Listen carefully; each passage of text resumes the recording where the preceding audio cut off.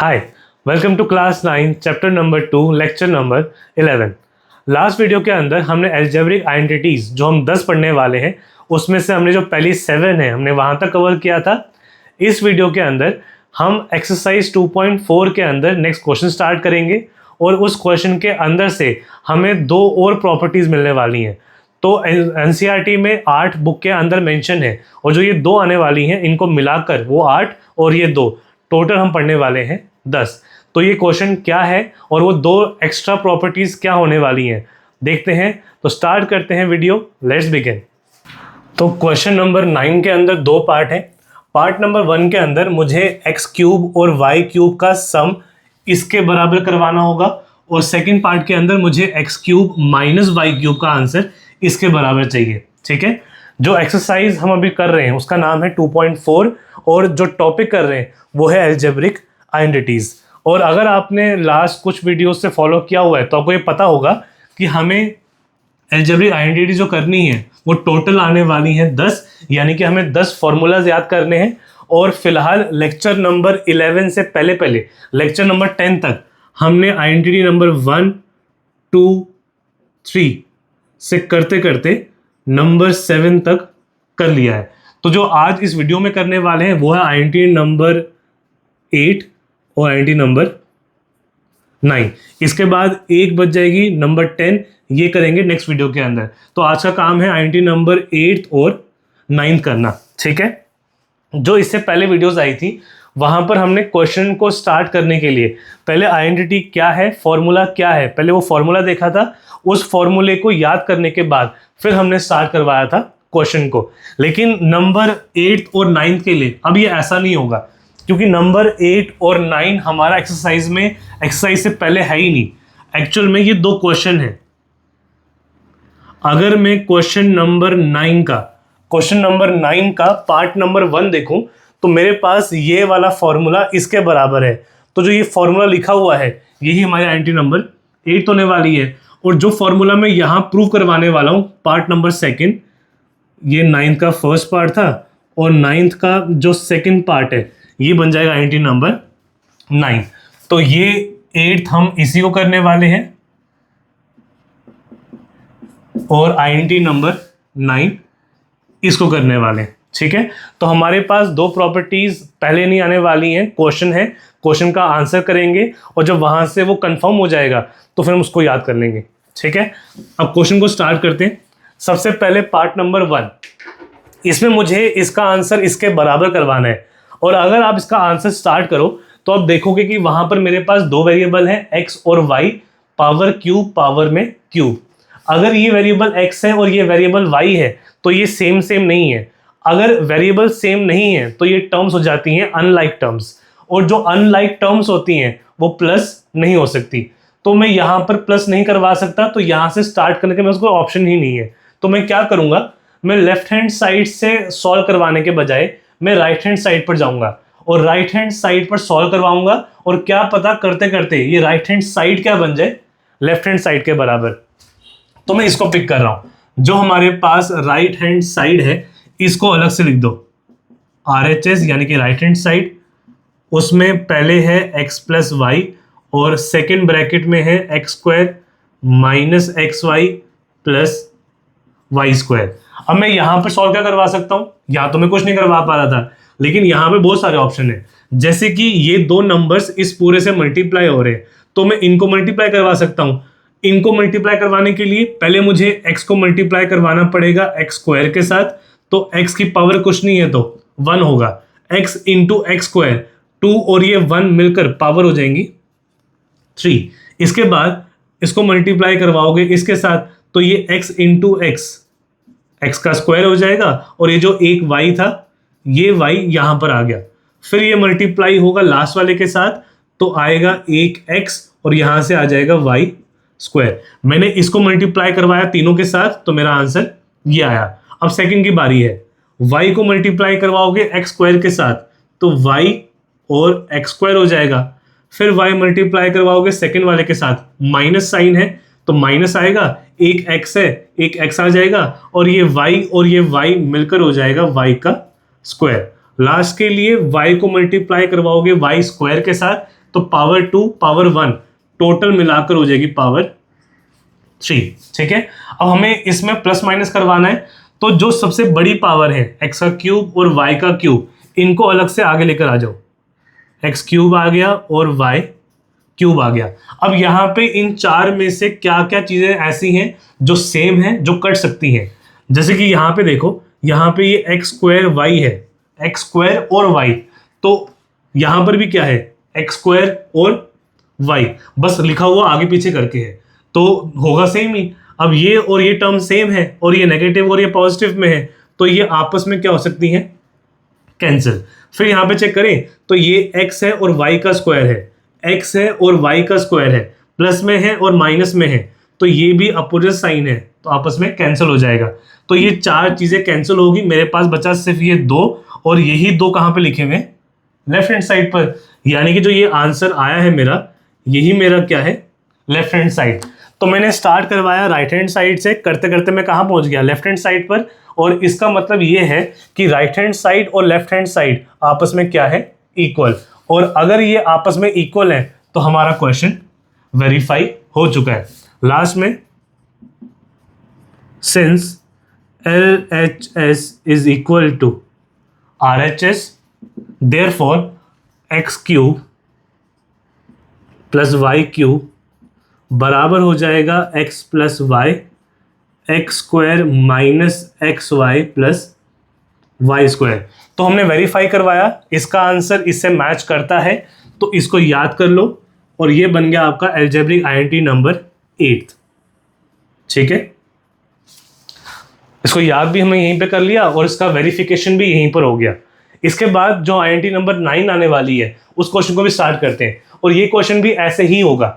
यहाँ पर x का क्यूब और y का क्यूब अलग अलग टर्म्स हैं, माइनस नहीं करवा सकते हो, तो मैं यहाँ से स्टार्ट नहीं कर सकता हूँ।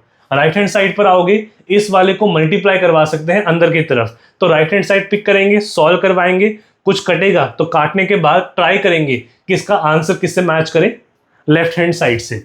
तो मैं राइट हैंड साइड को फिर से पिक कर रहा हूँ, RHS जो कि है x minus y, second bracket के अंदर एक्स स्क्वायर प्लस करके एक्स वाई, और फिर आ जाएगा वाई स्क्वायर। यहाँ पर क्या था, 3 को मल्टीप्लाई सभी के साथ, तो यहाँ पे भी करना होगा, x मल्टीप्लाई एक्स स्क्वायर के साथ x और एक्स स्क्वायर, तो मिलाकर हो जाएगा 3x। फिर x मल्टीप्लाई करवाओगे आप सेकेंड वाले के साथ, x और ये x हो जाएगा एक्स स्क्वायर, और जो साथ में y है वो नीचे आ जाएगा। फिर मल्टीप्लाई करवाओगे लास्ट वाले के साथ, तो x और y का स्क्वायर, ये हो जाएगा एक्स वाई का स्क्वायर। x को मैं सभी करवा चुका हूं, अब बारी है y की, तो y इसके साथ होगा, लेकिन नेगेटिव साइन भी है, तो नेगेटिव आ जाएगा y एक्स स्क्वायर से, तो y एक्स स्क्वायर आ गया।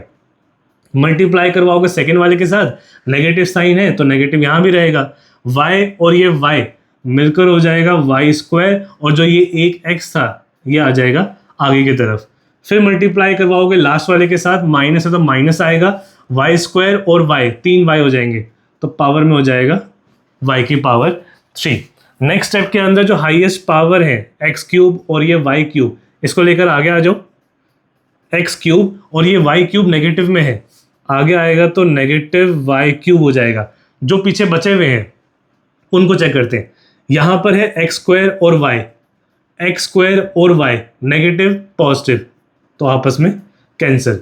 यहाँ पर है एक्स वाई का स्क्वायर, एक्स वाई का स्क्वायर पॉजिटिव नेगेटिव, तो ये वाला भी आपस में कैंसिल। तो बाकी चार चीज़ें कैंसिल हो रही हैं, जो बचा हुआ है वही हमारा लेफ्ट हैंड साइड है, यही हमारा लेफ्ट हैंड साइड है। स्टार्ट किया राइट हैंड साइड से, आगे लेफ्ट हैंड साइड, तो ये आपस में बराबर। Since RHS is equal to LHS, therefore हमारी न्यू प्रॉपर्टी बन गई x cube y cube x minus y x square minus. अच्छा, फॉर्मूले को याद करना है ना, तो एक ट्रिक भी देख लो आप। फॉर्मूले में अगर बीच में प्लस है तो पहले ब्रैकेट में प्लस आएगा, जब सेकंड ब्रैकेट आएगा तो वहां पर क्या हो जाएगा, नेगेटिव, लास्ट में हमेशा ही पॉजिटिव रहेगा। इधर की बात करें, फॉर्मूले में नेगेटिव, तो पहले नेगेटिव आएगा तो लास्ट में क्या हो जाएगा, पॉजिटिव, और यहाँ हमेशा ही क्या रहता है, पॉजिटिव। तो नेगेटिव नेगेटिव दूसरे वाले को उल्टा करना पड़ेगा, पॉजिटिव, और लास्ट में आ गया y का स्क्वायर। तो इस प्रॉपर्टी को आप ऐसे याद कर सकते हो, ठीक है। ये बन जाएगा अलजेब्रिक आइडेंटिटी नंबर 9, इसको भी याद कर लो। अब यहाँ पर हमारे पास 2 न्यू आइडेंटिटीज आ चुकी हैं, अब इनको यूज करेंगे हम नेक्स्ट क्वेश्चन के अंदर, क्वेश्चन नंबर 10 में, ठीक है। तो पहले यहाँ तक नोट कर लो, इसके बाद स्टार्ट करते हैं क्वेश्चन नंबर 10। इसके बाद क्वेश्चन नंबर 10 के अंदर 2 पार्ट हैं, part number first, part number second. और क्वेश्चन कह रहा है इनको फैक्टराइज करवाना है। फैक्टराइज का मतलब इनको चेंज करवाना है किसी तरीके से कि 2 नंबर्स आपस में क्या आ जाए, मल्टीप्लाई की फॉर्म में आ जाए। और हम अब समझ चुके हैं कि इस एक्सरसाइज के अंदर हमें फैक्टराइज करवाने के लिए यूज करना होता है अलजेब्रिक आइडेंटिटीज का। तो यहाँ पर अगर चेक करें तो मुझे क्यूब लग रहा है और मुझे क्यूब नजर में आ रहा है। तो क्यूब कौन सी प्रॉपर्टी में आता है, प्रॉपर्टी है a + b का होल क्यूब, लेकिन इसमें क्यूब तो है लेकिन पूरे के ऊपर क्यूब है। यहाँ पर कैसे है, यहाँ पर क्यूब अलग से इसके ऊपर है, अलग से इसके ऊपर है। तो अगर 2 नंबर के ऊपर अलग अलग से क्यूब लगाओ तो यहाँ पर आपका ये प्रॉपर्टी काम नहीं करेगा, और यहाँ पे लगाना पड़ेगा जो प्रॉपर्टी मैंने जस्ट सीखी है, प्रॉपर्टी नंबर 8, ठीक है। तो प्रॉपर्टी क्या है लिख देते हैं, क्योंकि आगे जाके यूज करना पड़ेगा। यूजिंग आइडेंटिटी, ए बी के फॉर्म में बोलो या एक्स वाई की फॉर्म में बोलो, तो वो है एक्स क्यूब और वाई क्यूब। इसको याद करने के लिए पहला ब्रैकेट आएगा जिसमें आप प्लस है, तो पहले यहाँ पर क्या आएगा, प्लस। फिर जो सेकंड ब्रैकेट आएगा वहां पर आप क्या लगा दोगे, माइनस, और लास्ट वाले में हमेशा ही लगा हुआ होता है प्लस।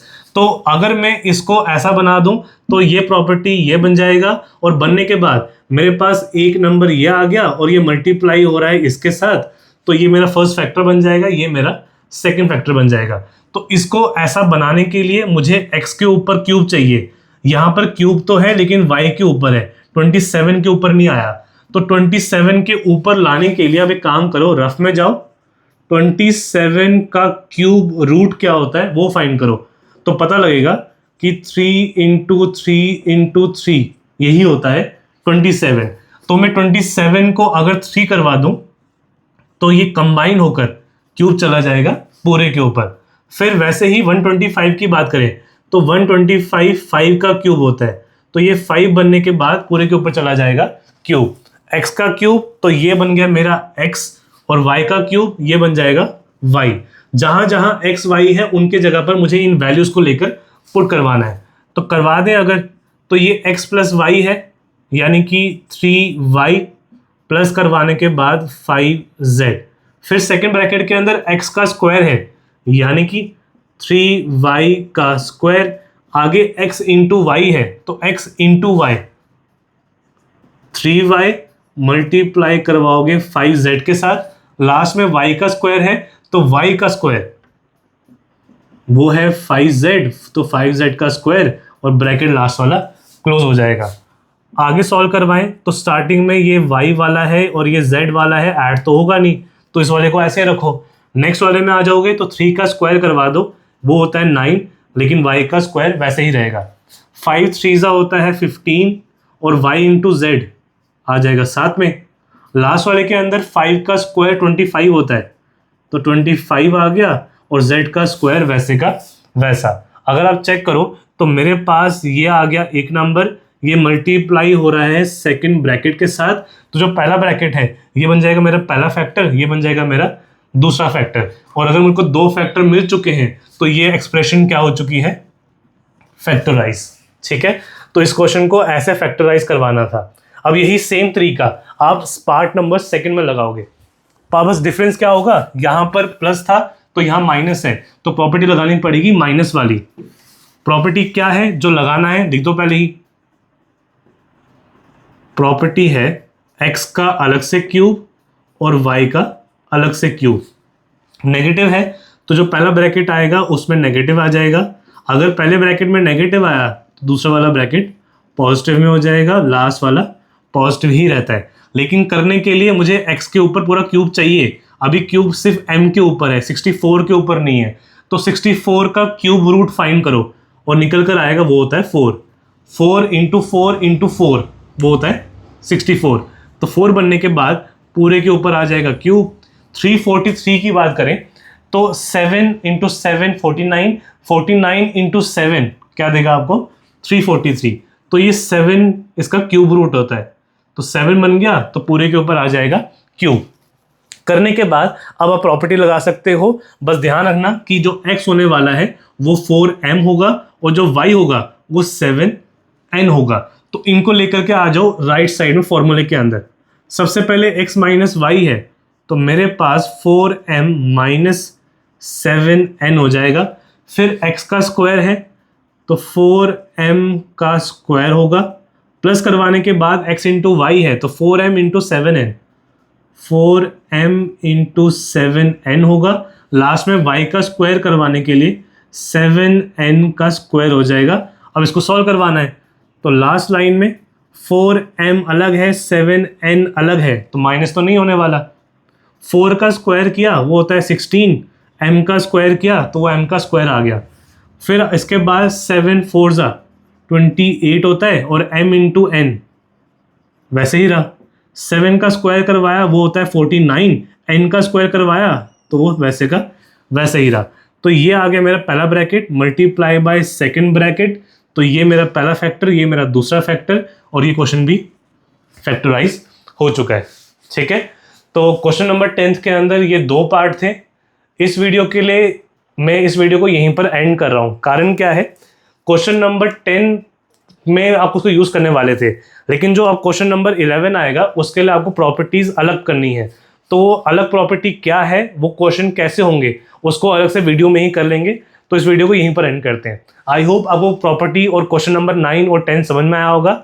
अब मिलेंगे हम नेक्स्ट वीडियो के अंदर। Thank you, have a nice day.